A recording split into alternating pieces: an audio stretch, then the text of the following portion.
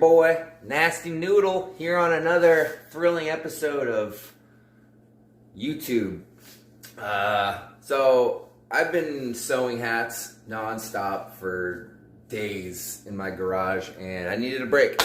So I'm gonna make a quick little video about how I get all my stuff in my backpack. It's Mountain Laurel design, Burn 38. What order I stack everything or pack everything.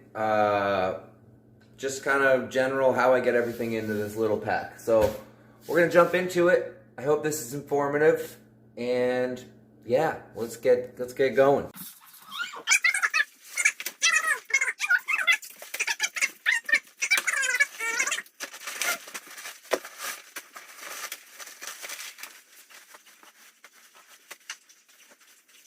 So let's get into it. So the first thing that we would usually put in here is pack liner, but it's super annoying sounding, so we're just going to pretend that the pack liner is already in the pack.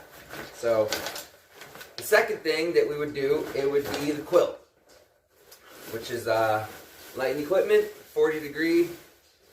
So before I started doing this method, which I'll tell you in a second, I used to carry 3 separate dry bags, like one for my quilt, one for my clothing, one for my food.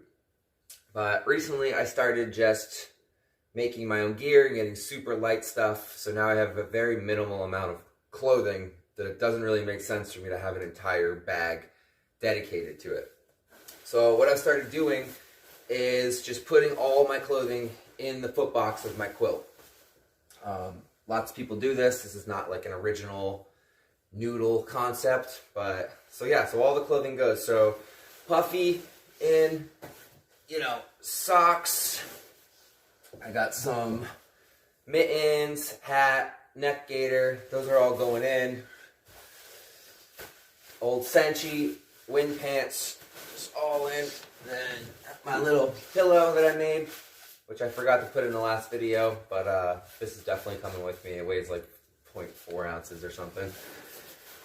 So once you got all your clothes, you just kind of squeeze the air out of it, and then that goes right into the old pack.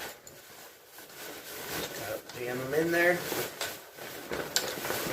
No real right way of doing this. Just kind of push them in. Alright. Then, once you got it all the way in, I would take the dry bag and then just wrap it around it, twist it, and then just put it in. So that's all kind of waterproof, locked in, and you're good to go. Alright, so now that we got the quilt and the clothing taken care of, next thing is going to go in is shelter. The old Z-Packs. I don't really like using the stuff sack for the tent. It's, it's usually a pain in the ass to put it in. And this way it kind of fills up the pack too. It doesn't really leave a bunch of like empty space in there, so it kind of fills it all up. So that's going to be the next thing. I'm going to put that right on top of the quilt. Alright, now the quilt's in. So next thing that would go in there usually is the ground sheet poncho.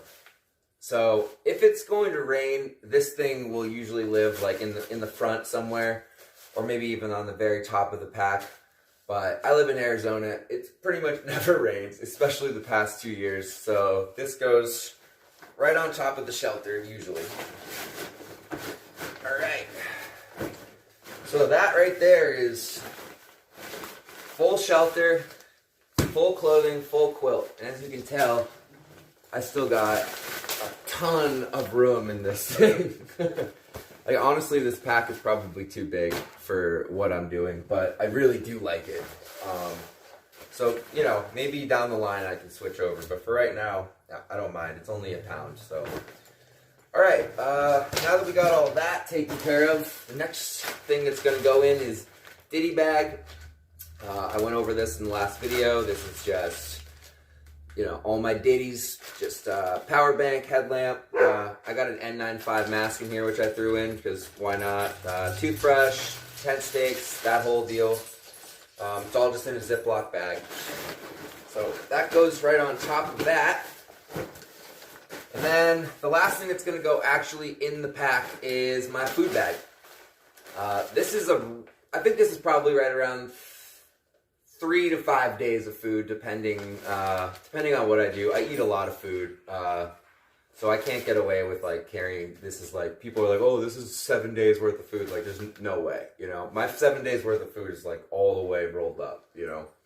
So yeah, in here is a cold soak jar, food, my rag, long handled spoon. That's, you know, just pretty much all that junk. So, that goes right on top of all this. Kind of barely fits, but it fits. Just gotta get it right. And then, so that's pretty much everything. And as you can tell, I have this massive collar still. So if I do have to do a really big food carry or throw in some extra layers or whatever it may be, this is going to be fine. You know, I'm going to have a ton of room to put some extra stuff in.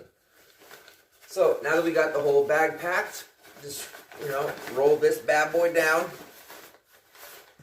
Do the side compression straps. All right, and there you have it. You know, that's everything that's going on the inside of the backpack. Then take the old sleeping pad. That just goes right on top. Y strap. Just like so. And so that's pretty much it, guys. You know, there's the only other thing that I add into the front is like a bear bag line, you know, to hang my food, extra water.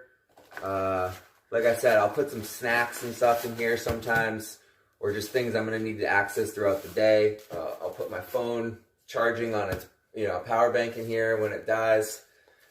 And that's pretty much it, guys. Like, so this is how I get everything in there. It's nice and compact, super small. And told you this was going to be quick. I hope this was informative, and much love, guys. See you soon.